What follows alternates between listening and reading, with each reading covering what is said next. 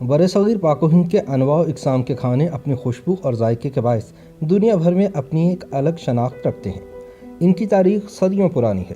ان کھانوں نے کئی حکمرانوں کا عروج و زوال دیکھا ہے۔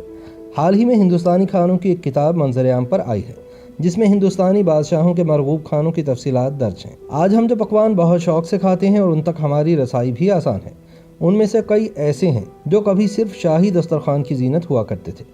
کئی پکوان صدیوں کا سفر طے کر کے ہم تک پہنچے ہیں، اور ان کی تاریخ دراصل کئی سلطنتوں کے عروج و زوال کی کہانی بھی ہے۔ اس اعتبار سے کھانے پکانے کی تراکیب کی ایک کتاب کسی خطے کی تاریخ سے متعلق کتنا اہم حوالہ ہو سکتی ہے۔ 500 سال قبل مرتب ہونے والی کھانا پکانے کی تراکیب کی کتاب نعمت نامہ سے اس کا اندازہ بخوبی لگایا جا سکتا ہے۔ اس کتاب کو ہندوستان میں پکوانوں کی تاریخ کے اہم ماخذ اور اس فن کی قدیم ترین کتابوں میں شمار کیا جاتا ہے۔ برطانوی مصنف کولن ٹیلرسن کے مطابق ہندوستانی بادشاہ غیاث الدین نے اپنے ذوق اور پرتعیش طرز زندگی کا ریکارڈ محفوظ رکھنے کے لیے نعمت نامہ کے نام سے ایک کتاب مرتب کرائی تھی۔ یاد رہے کہ سن 1398 میں تیمور لنگ کے حملوں کے بعد دہلی سلطنت بکھر گئی تھی۔ کئی خطوں میں خود مختار ریاستیں بن رہی تھیں۔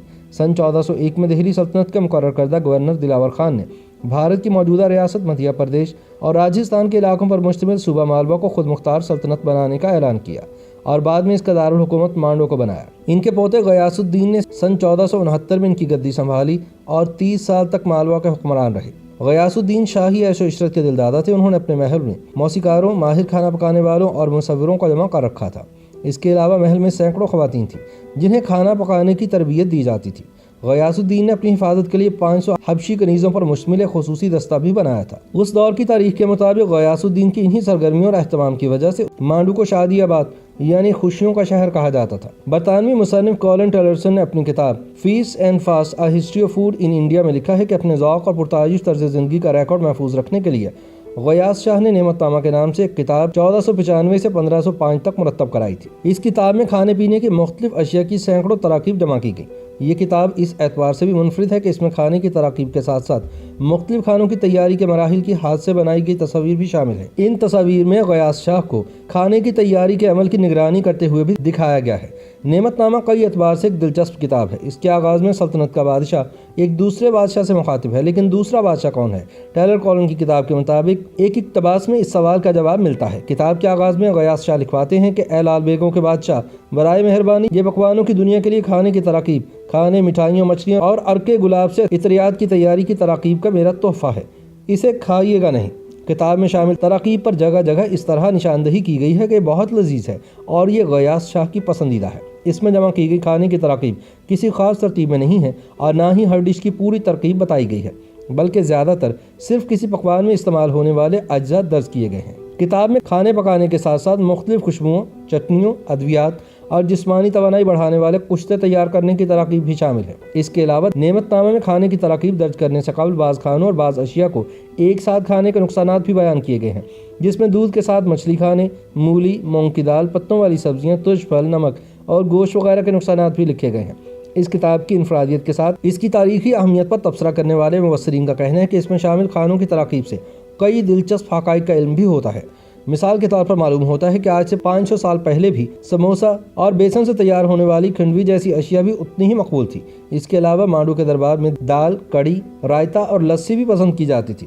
کولن ٹیلرسن نے ہندوستانی کھانے پر اپنی کتاب میں نعمت نامہ پر تبصرہ کرتے ہوئے لکھا کہ کتاب میں شامل معلومات سے اندازہ ہوتا ہے کہ گزشتہ کئی صدیوں میں ہندوستان کے کھانوں میں کس طرح کی تبدیلیاں آئی ہیں۔ مثال کے طور پر نعمت نامہ میں نان پوری اور چپاتی کا تذکرہ تو ملتا ہے، لیکن اس میں پراٹھوں کا ذکر نہیں۔ کولن ٹیلر نے نعمت نامہ میں پراٹھوں کا تذکرہ نہ ہونے سے یہ نتیجہ اخذ کیا ہے کہ یہ بات کیے جاتے ہیں۔ اسی طرح اس کتاب میں چاول سے تیار ہونے والی درجنوں ڈشز کا تذکرہ ہے اور ان میں کھچڑی تک شامل ہے، لیکن حیرت انگیز طور پر اس میں پلاؤ کا ذکر نہیں۔ اس کے علاوہ نعمت نامہ سے یہ بھی معلوم ہوتا ہے کہ آج مقبول ہونے والی کون کون سی ڈشز ایران اور وسطی ایشیا سے تعلق رکھتی ہیں۔